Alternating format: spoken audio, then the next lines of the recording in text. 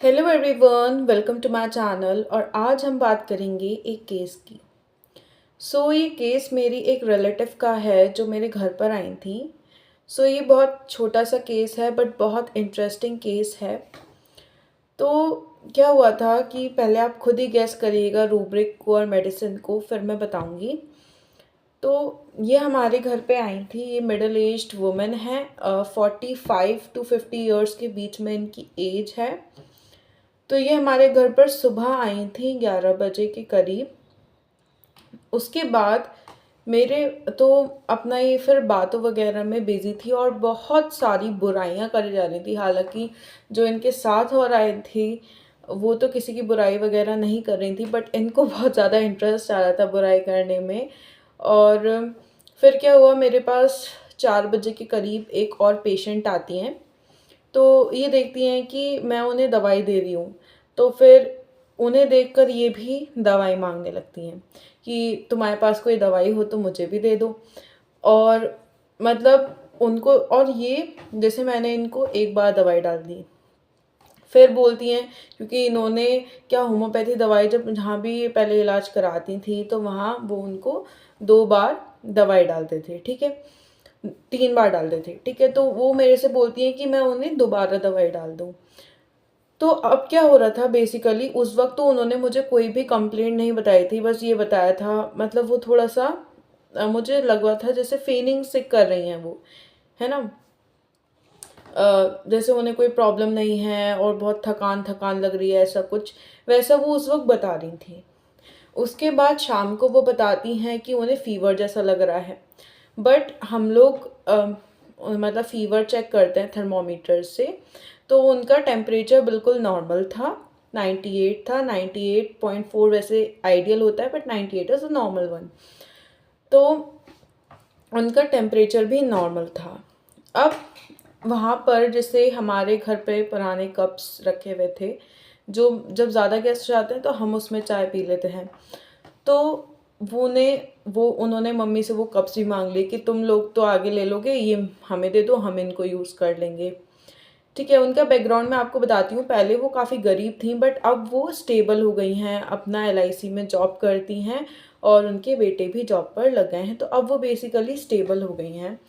तो क्या हुआ था कि वो कभी फिर 4,500 का कंबल वो बोल रही थी कि उनको 1,000 में दे दो। मतलब खाने की चीज़ जनरली जब भी हम कहीं मेहमान जब एज अ गेस्ट हम जाते हैं, हम कुछ भी ऐसे मांगते नहीं हैं, है ना। तो सामने से वो चीज़ें लेकर मांग रही थी। एंड दवाई भी आप देखिए, बार बार वो उन्होंने शाम तो मेरे को परेशान करा ही दवाई के लिए, फिर रात में भी उन्होंने परेशान करा। फिर उन्होंने बताया कि उनके 1 हफ्ते से छाले हो रखे थे जीभ पर, ठीक है। और मैंने उनका एग्जामिन भी करा माउथ, तो हाँ उसमें सच्ची में छाले हो रखे थे। तो उसके बाद मैंने उनको एक मेडिसिन दी जिससे आप यकीन नहीं मानेंगे कि 15 to 20 मिनट्स में उनके छाले बिल्कुल सही हो गए। और वो उनका ये रिएक्शन था कि ये तो जादू जैसे काम करी। तो उनके जो 1 हफ्ते से छाले सही नहीं हो रहे थे वो काम कर मतलब वो सही हो गए, ठीक है, मेडिसिन ने वर्क करा। अब आप वीडियो पॉज करके सोच सकते हैं रूब्रिक्स।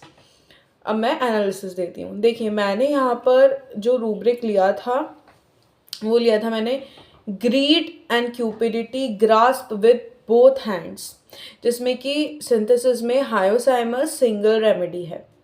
तो वो यहाँ पर क्या कर रही थी कि जो भी चीज़ है उनको दे दो। जैसे कोई भी खाने पीने की चीज़ है, खुद मुंह से मांग के ले रही थी। ये क्या हुआ, लालच हुआ, ठीक। उसके बाद मेडिसिन है, मेडिसिन दे दो, कंबल है, कंबल दे दो, मतलब जो भी चीज़ आपके पास अवेलेबल है वो चीज़ दे दो।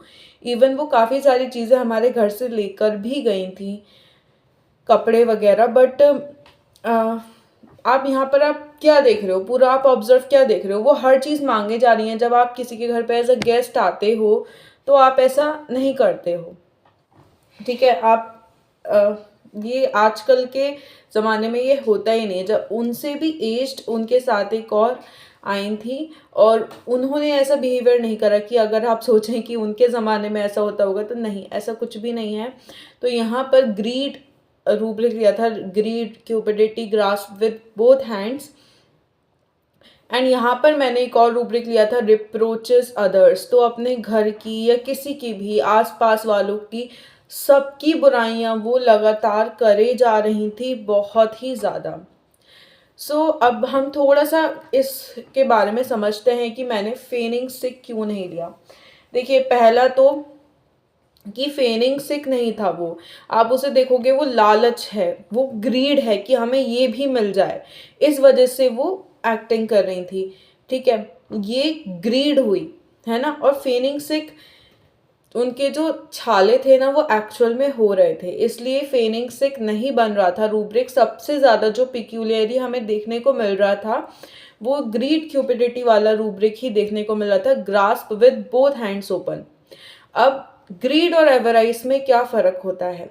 सी, एवराइज जब इंसान में, जब हम एवराइज हम बोलते हैं तो उसका मतलब ये होता है कि जैसे एक पर्सन है, वो खाना खा रहा है, उसकी प्लेट है, उसका ध्यान अपनी प्लेट में होगा कि उसकी प्लेट से कुछ ना चला जाए, है ना। उसका ध्यान अपनी प्लेट पे होता है कि उसकी प्लेट से कुछ ना चल जाए और उसको प्लेट में मिल जाए। ठीक है। ग्रीड में क्या होता है कि ग्रीड में पेशेंट की नज़र बराबर वाली प्लेट पर रहती है कि यार बराबर वाली प्लेट कभी मुझे मिल जाए। तो ये यहाँ पर डिफरेंस होता है। ठीक है, ग्रीड में वो दूसरों से ऐसे लेना चाहता है ना। और एवराइज में पर्सन का फोकस अपनी वेल्थ अपने प्लेट पर होता है। नाउ आई होप आपको ये समझ में आ रहा होगा। जैसे आप देखते हैं ना, काफ़ी सारे लोग होते हैं, जैसे बहुत सारे लोग होते हैं कि जब खाना बनने का टाइम होता है सीधे पड़ोसी के घर पे चले जाते हैं। ठीक है, या आप देखते हो कि पड़ोसी के घर पे गेस्ट आते हैं तो जो पड़ोसी हैं, मतलब अगर आपके घर पे गेस्ट आए हैं तो कुछ पड़ोसी के लोग आपके घर पे आकर बैठ जाते हैं। ठीक है, फिर उनको जब तक खाना नहीं देते थे वो जाते नहीं हैं। या जो भी जैसे मेहमान वगैरह के लिए नाश्ता वगैरह आया है वो चीज़ आप उनको नहीं देते तब तक वो जाते नहीं हैं। तो ये एक हायोसाइमस का कैरेक्टर होता है। आप यहाँ पर हायोसाइमस प्रिस्क्राइब करके देख सकते हैं, अच्छे रिजल्ट्स मिलेंगे। सो आई होप आपको ये केस अच्छा लगा होगा। Don't forget to like, subscribe and share my channel. Thank you.